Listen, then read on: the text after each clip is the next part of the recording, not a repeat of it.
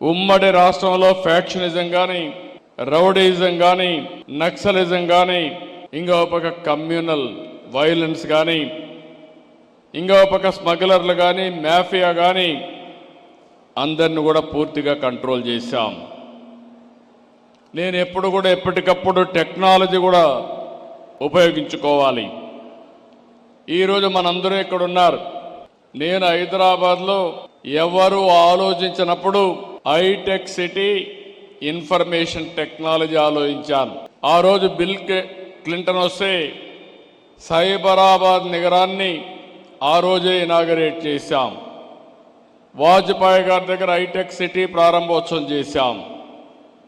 నేను 25 సంవత్సరాలు 30 సంవత్సరాల కంటే ముందు ప్రారంభించినటువంటి ఆ కార్యక్రమం ఇప్పుడే మిత్రుడు సూర్య గారు చెప్పారు, సూర్య కొత్త గారు చెప్పారు. వీళ్ళందరూ బెనిఫిషరీస్ ఆ కార్యక్రమం వల్ల. నేను గర్వపడుతున్నా. బ్రహ్మాండంగా ప్రపంచం మొత్తం రాణిస్తున్నారు.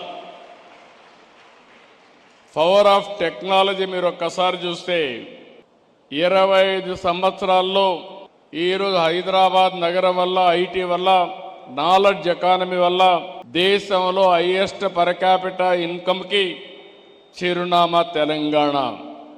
అదే మరి మోస్ట్ లివబుల్ కండిషన్స్ ఉండే సిటీ హైదరాబాద్ సిటీ. ఈరోజు ఇవన్నీ చూసిన తర్వాత రాష్ట్ర విభజన తర్వాత ఆలోచించాను మళ్ళీ నెక్స్ట్ లెవెల్కి వెళ్ళాలని. 2023లో government of India quantum mission పెట్టారు.